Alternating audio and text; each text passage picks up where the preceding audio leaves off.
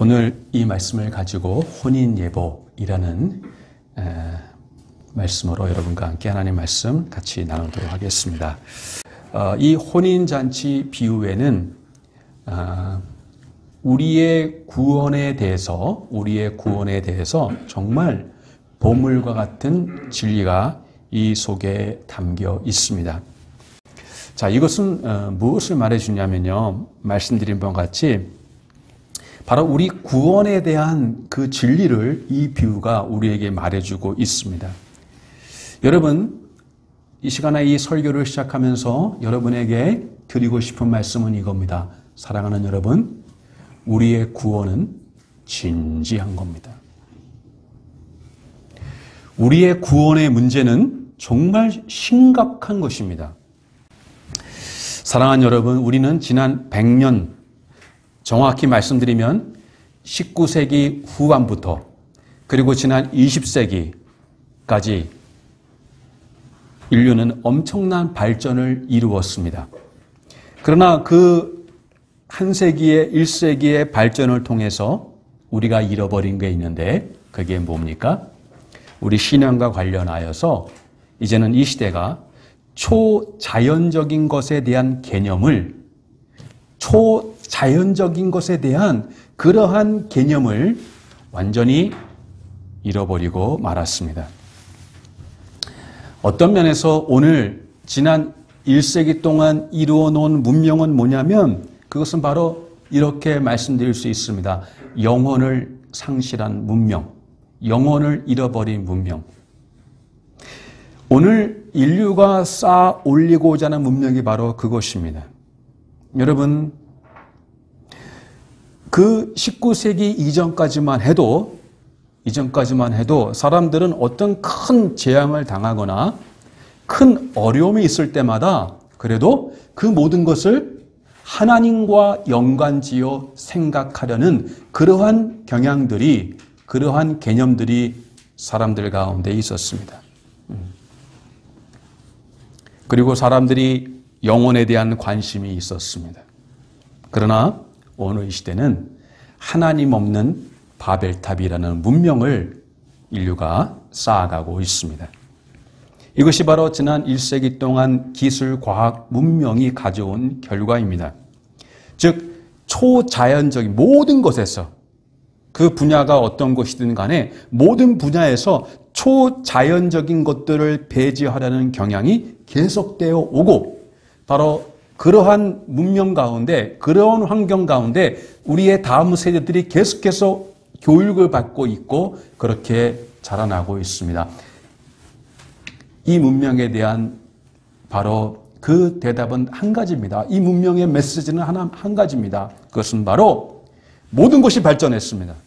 모든 것이 엄청난 성장을 이루었습니다. 그리고 또 발전할 것에 대한 기대를 가지고 있습니다. 그런데 거기에는 한 가지가 없습니다. 무엇입니까? 하나님이 없는 발전과 하나님이 없는 문명이 하나님이 없습니다. 이것이 바로 우리 그리스도인들은, 사랑하는 여러분,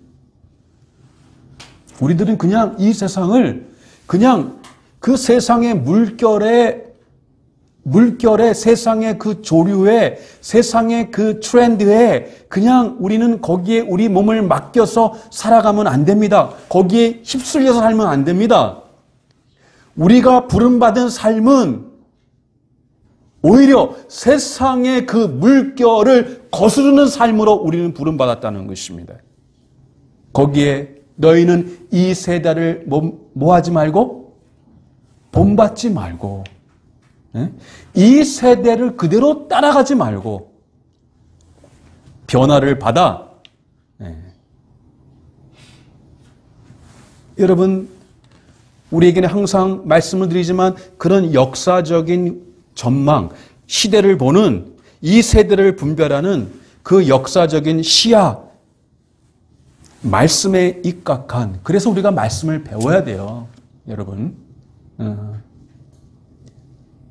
그냥 말씀이 어떤 우화나 동화 이야기 같은 그런 이야기만 있는 게 아니라 이 말씀 속에 우리가 이 세상을 어떻게 바라보고 통찰하고 분별하고 해석해야 될지에 대한 말씀은 그것을 우리에게 주는 거예요. 그냥 세상의 뉴스와 세상의 어떠한 그런 흐름에 따라가면 안 됩니다.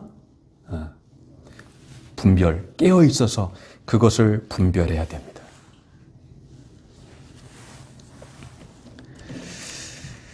여러분, 오늘 이 혼인 잔치에 참여했지만 예복을 잊지 않은 이 사람의 문제가 무엇입니까? 그 앞에 좀 배경 설명을 좀 간략하게 드리면 이 왕의 임금이 잔치를 베풀었어요. 여러분, 오늘 너무나 이 볼 곳이 많은 이 세상, 볼거리가 너무 많아요. 오늘같이 너무 볼 곳이 많은, 얼마나 볼 게 많아요. 그렇죠? 근데 옛날에는 그런 볼거리가 별로 없었잖아요.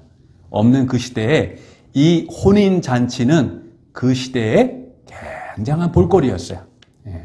볼거리고, 볼거리만 있는 게 아니라 또 뭐가 있어요? 먹는 게 있다는 거죠. 먹는 게.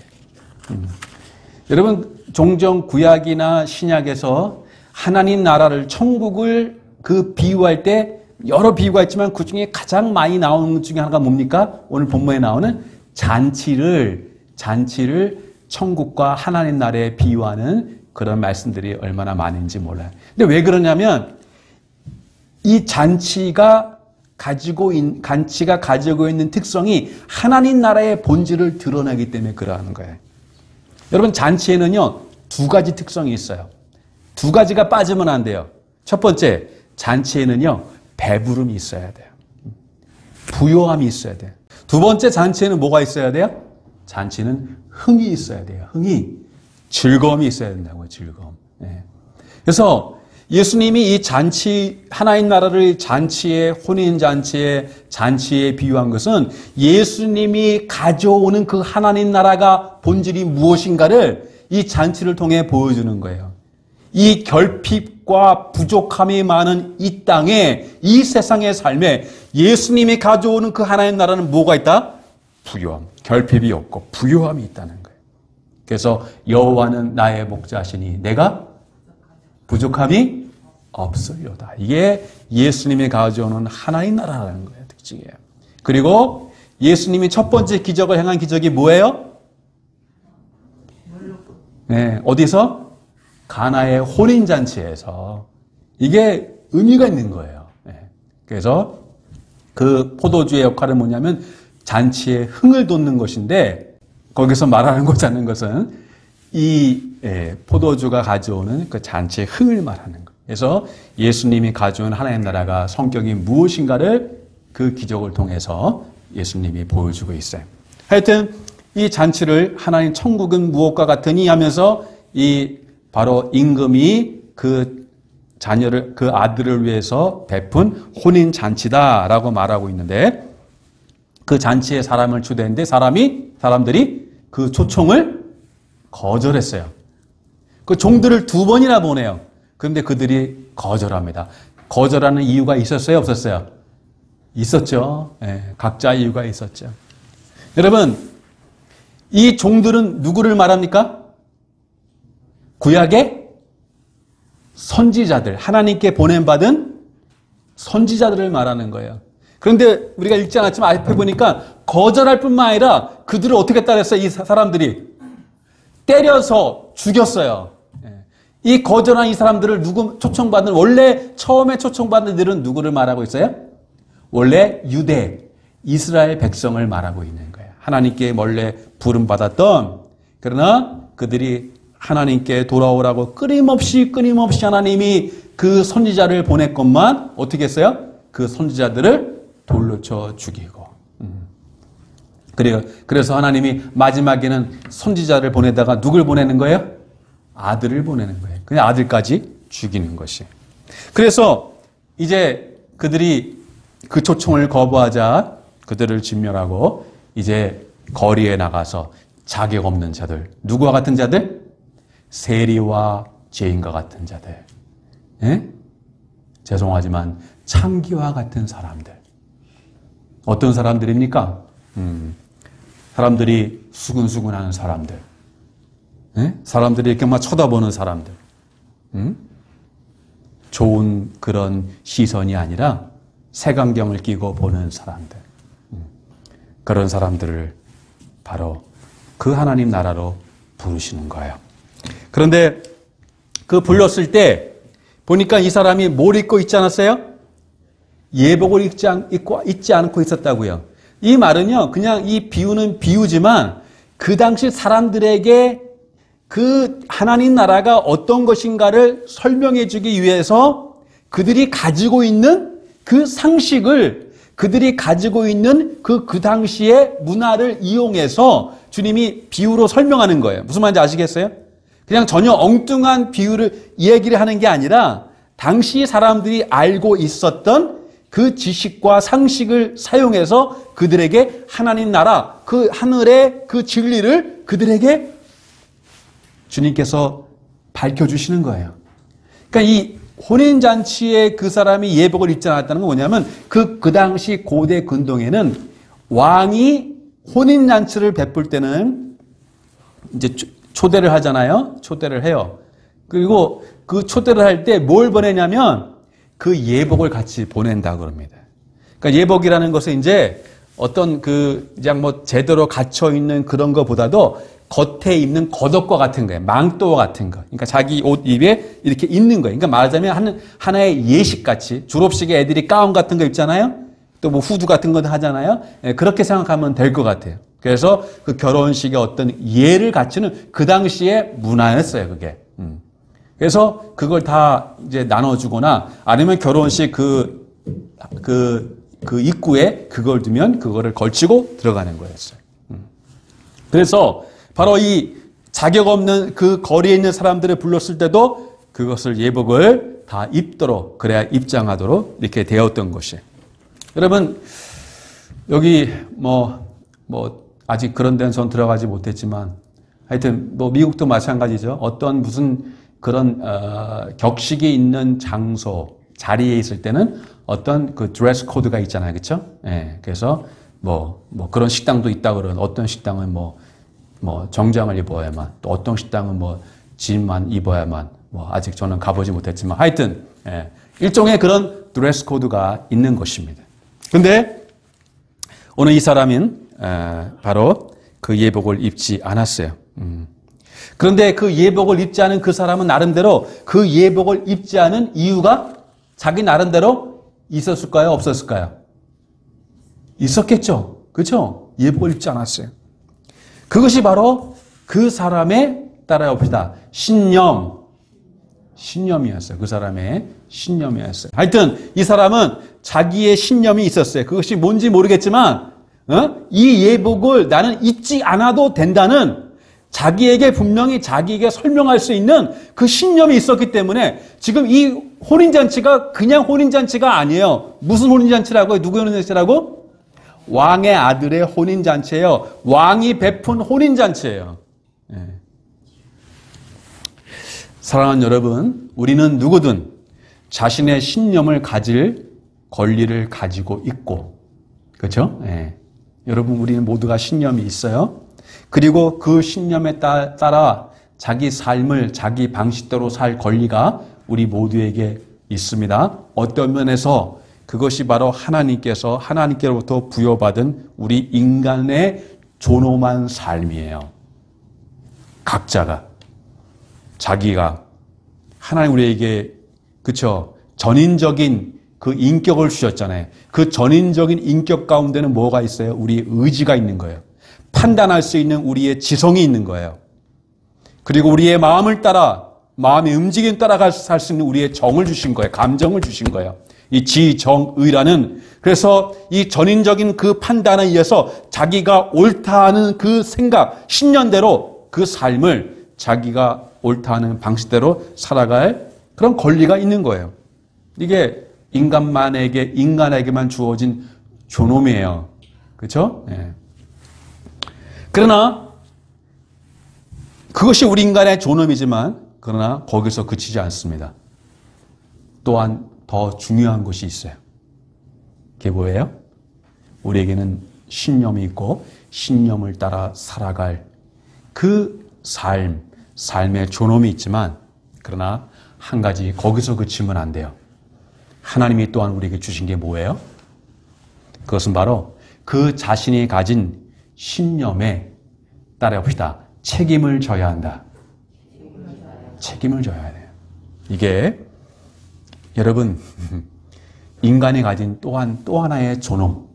그것은 우리는 신념을 가지고 자기가 옳다 하는 신념을 가지고 그 신념대로 살 그 존엄이 있는 반면에 또한 다른 한편에서의 그 밸런스적으로 다른 한편에서 인간의 존엄은 뭐냐면 다른 어떤 존재에도 있지 않은 그것은 뭐야? 그 신념에 대한 뭐가 따른다는 거예요? 책임을 따르는 거예요. 그래서 하나님이 여러분의 펫을 심판하지 않아요. 다른 세상의 어떤 것을 하나님이 심판하지 않으세요. 오직 심판받는 존재는 누구밖에 없어요? 인간이에요. 물론 영적 존재, 천사들도 심판을 받습니다. 천사들도 그러한 전인적인 존재로 지음받았기 때문에 그러합니다. 하여튼 우리에게는 그런 존엄이 있습니다. 그러나 그 존엄에 따른 책임져야 된 이것은 어떤 면에서 또 하나의 인간의 존엄성입니다. 우리는 책임을 지는 존재라는 것. 인간만이 가진. 여러분, 흔히 모든 사람에게 책임이 있지만 특히 누구에게 책임이 있죠? 애들에게 책임이 많습니까? 어른들에게 책임이 많습니까? 애들도 애들의 책임이 있어요. 그러나 애들은 많은 면에 있어서 책임이 면제돼요. 그렇죠? 왜냐하면 아직 그 책임을 질 만한 성숙한 그런 그렇죠 인격과 책임을 질 만한 그런 어떠한 자격이 미비하기 때문에 그 어린이도 아이들도 책임이 분명히 그 영역에서 있지만 많은 면에서 그 책임이 면제되는 거예요. 그래서 미성년자들 또 더 아동들에게는 그렇죠 많은 면에서 면제가 되는 거예요. 그러나 그 어른들 성숙한 자들에게 성인된 자에게는 더 많은 책임이 있는 거죠. 그래서 나는 많은 책임이 있기 때문에 나는 싫어 이럽니까? 우리에게 많은 책임이 있다는 것은 그것은 바로 우리가 그만큼 성숙하고 책임을 질 만한 그러한 자로 사회가 그렇죠? 우리를 그렇게 기대한다는 거예요. 그 책임은 제가 뭘 말하고자 하냐면 책임은 바로 인간의 존엄이라는 거예요.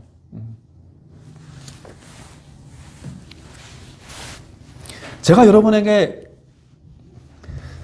이것을 말씀드리는 것은 뭐냐면 바로 우리는 책임을 져야 되는데 특별히 그것이 하나님과 우리의 영원한 운명에 대한 신념이라면 더더욱 그러하다는 거예요.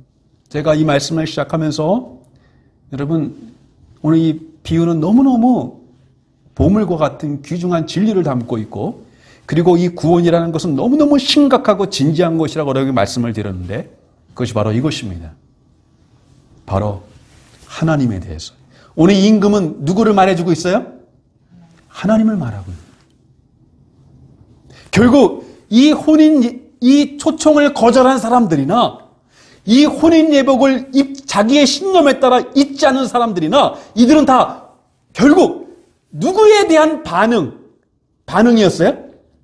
하나님에 대한 종들에 대한 반응이 아니에요. 종들의 초청을 거절했다는 것은 종들을 무시해서 거절했다는 것이 아니라 그 종들은 메신저예요. 그들을 보냈던 그분 누구예요? 하나님에 대한 반응이에요.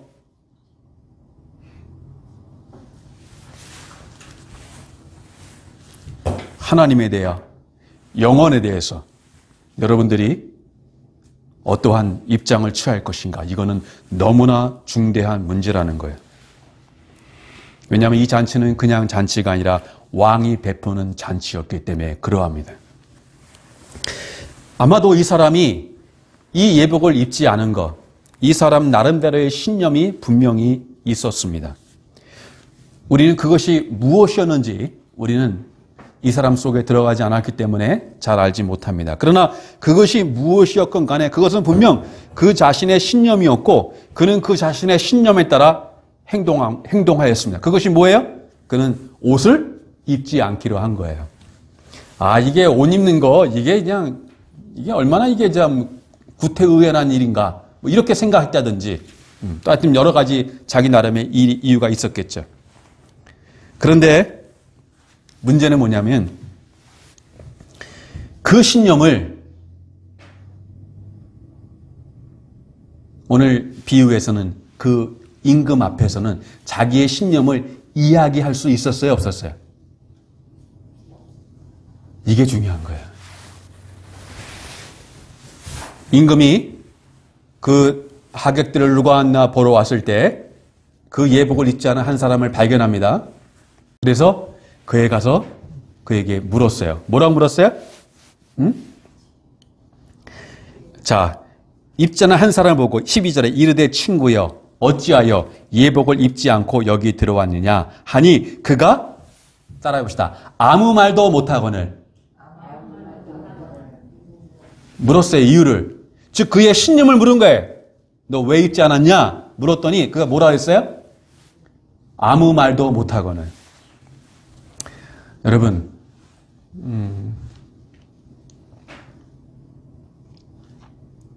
왜 말을 못했을까요?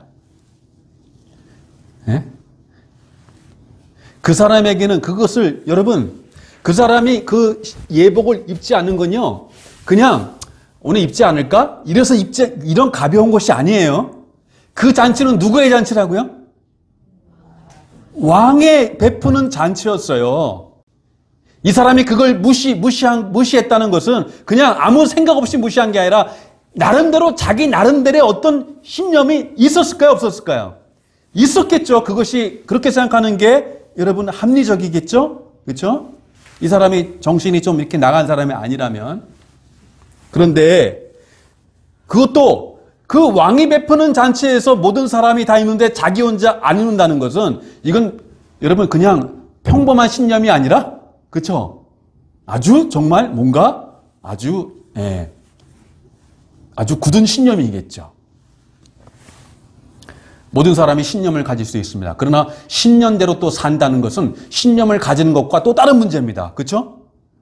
근데 이 사람은 신념만 가진 게 아니라 신념대로 그렇게 행했어요.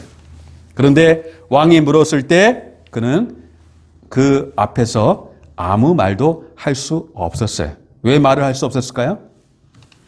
여러분, 그 사람은 알았어요. 왕이 물었을 때 대답해야 되는데 네, 저는 이래서 이게 부당하다고 생각합니다. 그래서 안 입었습니다. 그런데 그는 아무 말도 못했다고 성경이 우리에게 말해주고 있어요. 왜 그랬을까요? 대답은 자기가 그 왕을 대면하기 전까지 나는 이래서 나는 안 입어 랬던 그 신념이 그 왕을 대면하고 그 왕이 물을 때 잘 들으세요. 이제까지 왕을 뵙기 전에 자기가 생각했던 그 신념이 이유가 그 왕 앞에 아무 이유가 될 수 없다는 것을 그 시간에 그 순간에 그는 직감적으로 그걸 알게 되었다는 거예요. 그게 너무나 분명해졌어요. 제가 여러분에게 말씀드리고자 하는 것은 뭐냐면요. 여러분, 우리 인간은요. 기억하세요. 우리 인간은 하나님께 질문하는 존재가 아니라 하나님의 질문에 대답해야 하는 존재로 우리는 지음받았다는 거예요. 아멘입니까? 다시 말합니다. 우리는 토기장이가 아니라 우리는 뭐예요? 그 토기장이에 지음받은 언제든지 깨질 수 있는 그 옹기 그릇과 같은 질그릇과 같은 존재라는 것. 여러분이 분명히 아셔야 됩니다. 그래서 욥, 여러분 욥 아시죠? 웬만한 고난 갖고 욥 앞에 설 수 있습니까? 없습니까? 잃을 수 있는 거 다 잃은 사람 욥. 그 욥기에 그 욥이 얼마나 많은 그 고난을 당하는데 하나님이 샘플로 욥을 그렇게 고난을 경험하게 했죠. 우리의 샘플러 그 욥을 하나님이 욥을 샘플러 그렇게 택하신 거예요. 그런데 그 수많은 고난이 오자 욥 속에 수많은 질문들이 있었어요. 누구에게? 하나님에게. 이 욥에게는 얼마나 많은 질문이 있었을까요? 그런데 하나님이 욥기에 대답하시죠. 38장 이후부터 42장까지 하나님이 나타나요. 하나님 욥에게 질문을 던지십니다. 내가 세상을 지었을 때 너 거기 있었니? 하면서 질문을 던지는데 욥이 그 질문 앞에 뭐라고 대답하죠? 뭐라고 대답하죠? 따라합시다. 침묵. 아무 말도 못. 입을 가리는 거예요. 하나님이 나타나니까요. 욥이 가지고 있던 모든 질문들이 왜 입을 가렸는지 아세요? 하나님 뵙기 전에는 이렇게 막 내 속에 그 응어리 같이 있었던 것들이 하나님을 뵙고 나니까 그 창조주이시고 우리의 토기장이시고 이 우주를 주관하시고 저 별들을 운행하시는 그 하나님의 존존에 서게 되니까 자기의 이제까지의 모든 질문들이 아무 의미가 없다는 것을 알게 되는 거예요.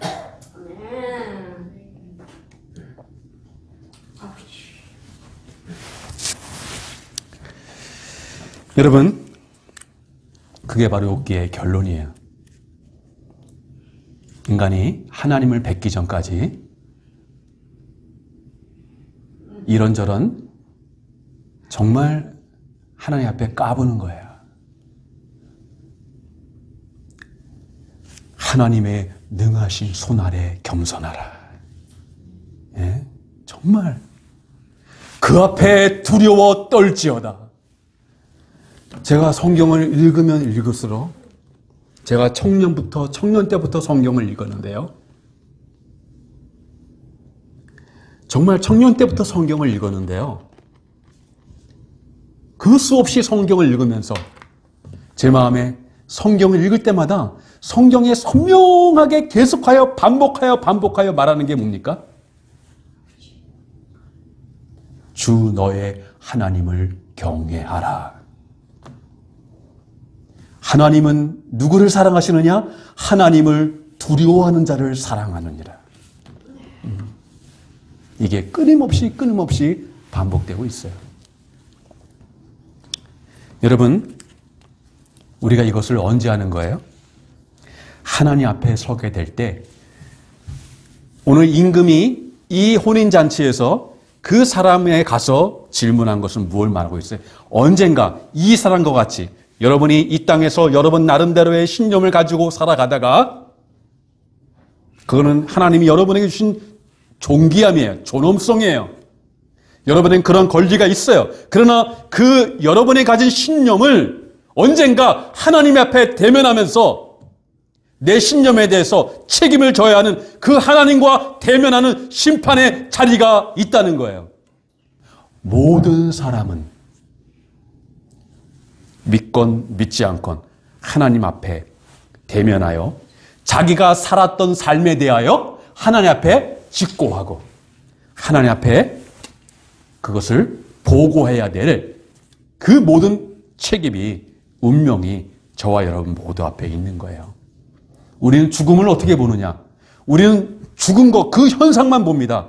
그러나 그 죽음이라는 것을 우리가 직시한다면 죽음은 그 죽음의 현상은 단지 표피적인 거예요. 눈에 보이는 이 피부 안에 정말 수많은 하나님이 심어놓으신 그 신경체계, 혈관체계, 그 많은 그 장기들이 서로 그 유기적으로 서로 어떡합니까? 서로 연결되어서 작용하는 이 복잡한 또 하나의 우주를 하나님이 우리 안에 심어줬는데 이 피부라는 것은요, 정말 한 껍질에 불과해요.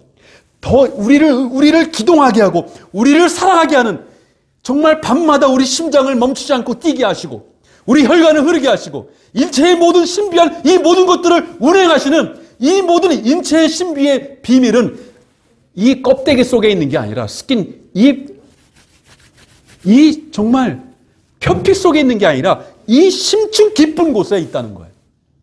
그러나 우리는 뭘 갖고 다 판단해요? 이 껍데기. 벗기면, 한꺼풀 벗기면, 말씀드리잖아요. 엑스레이 여러분 찍어 놓으면, 어우, 저 엑스레이 참 예쁘게 나왔네. 그럽니까?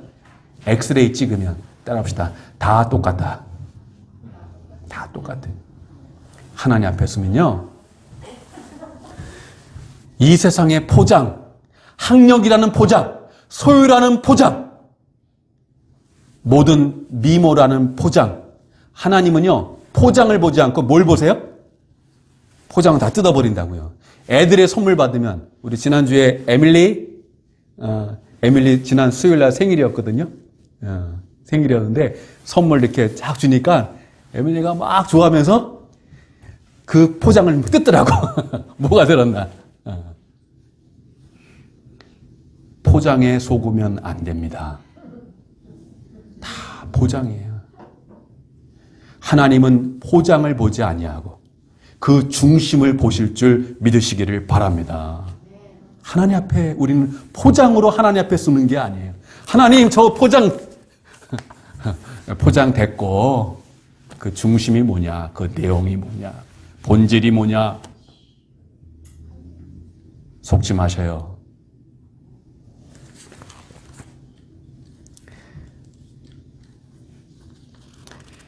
이 사람도 왕이 그 예복을 입지 않았냐 물었을 때 그때 그는 자신의 문제가 무엇인지를, 그 문제의 심각성을 알게 되는, 그리고 그 하나님 앞에 이제까지 자기가 가졌던 그 신념이 그것이 이유가 될 수 없다는 것을 알게 되는 거예요.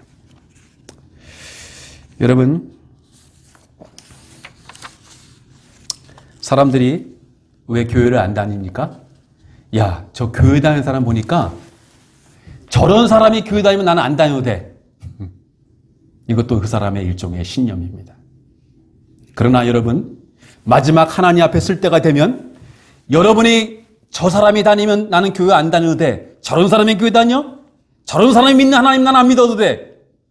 그러나 기억하십시오. 마지막 날에 여러분이 서게 되는 것은 그 사람 앞에 서게 되는 게 아닙니다. 여러분을 심판하는 사람은 그 사람이 여러분을 심판하는 게 아닙니다.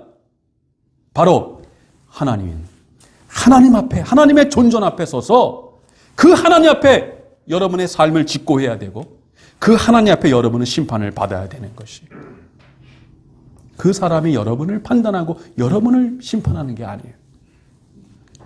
사랑하는 여러분, 우리는 언젠가 하나님 앞에 서게 돼 있어요. 네? 사람들은 저마다의 하나님을 믿지 않아야 되는 신념을 가지고 그렇게 살아가고 있어요.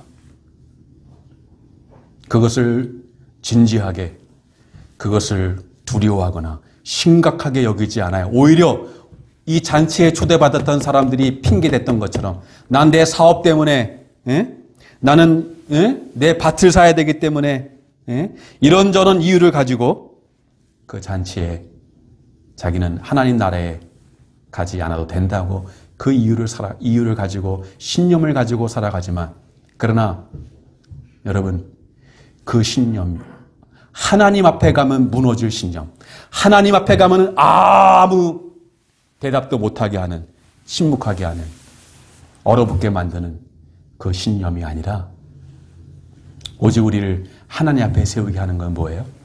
그럼 우리의 신념은 뭐예요? 무엇이 우리를 하나님 앞에 세우게 해요? 그래도 하나님, 저는 교회 다니지 않았습니까? 그렇게 말할 수 있을까요? 아니요. 하나님, 그래도 저는 교회에 제가 얼마나 그렇게 헌신하고 봉사하고 헌금하고.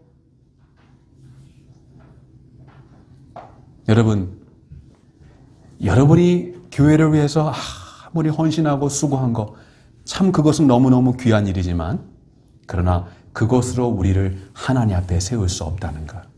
오직 하나, 뭐예요?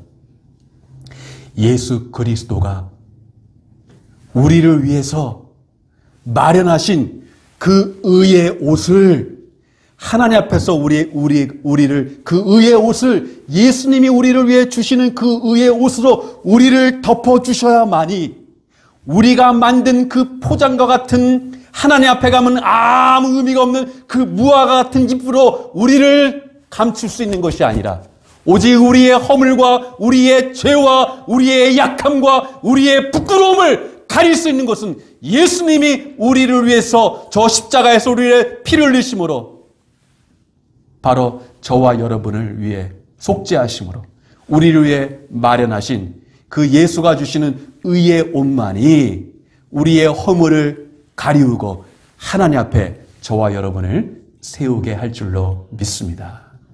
그 예수 그리스도의 보혈과. 그래서 아담과 하와가 무화과 잎으로 자기의 부끄러움을 가렸을 때 하나님이 그것을 걷어치우고 하나님이 무엇을 입히셨어요?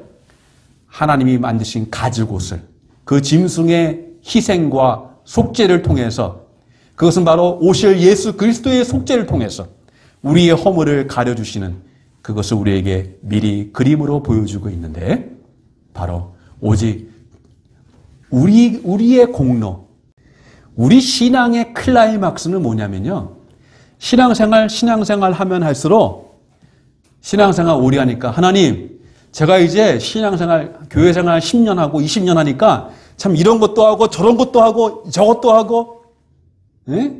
헌금도 이렇게 하고 교회 봉사 이렇게 하고 이것저것도 할 수 있습니다. 그게 우리 신앙의 절정이 아니에요.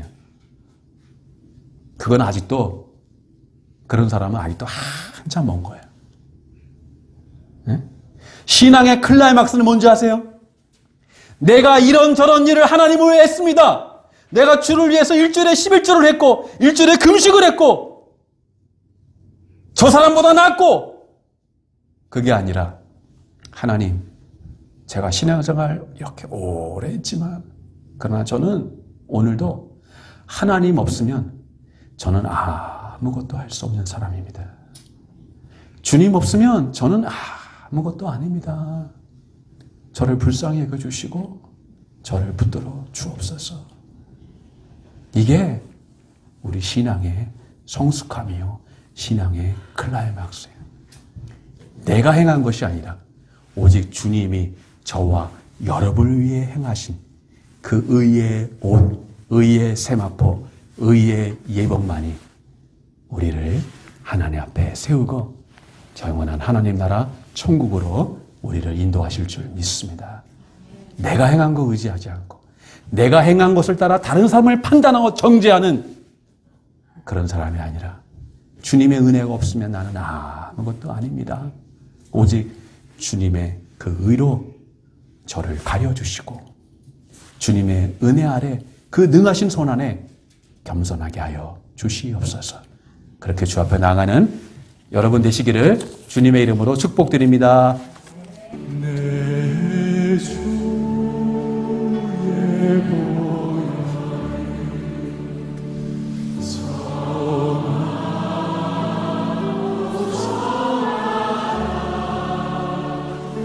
내 죄 정죄하신 주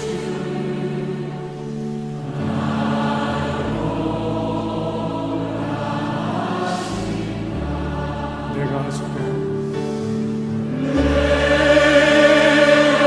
주께로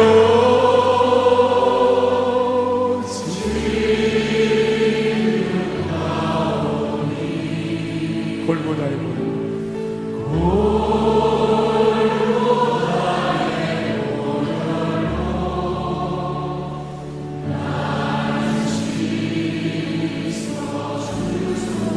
약하고 주에도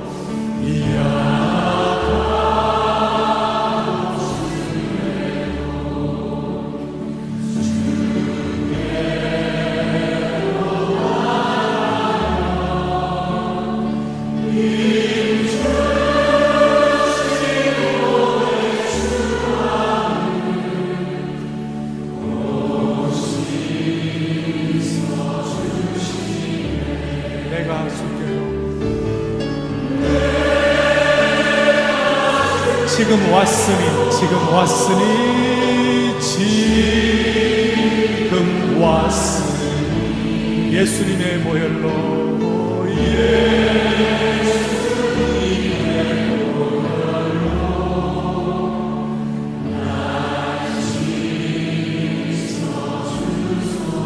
그 피가 마음속에 그 피가 마음속에 그 증거되리라. 내 기도 소리 들으사 내 기도 소리 들으사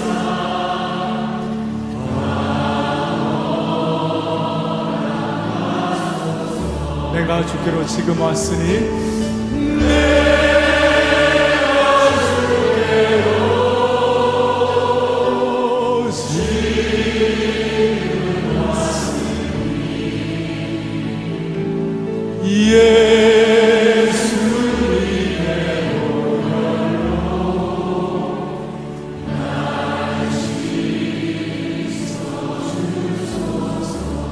예수님의 보혈로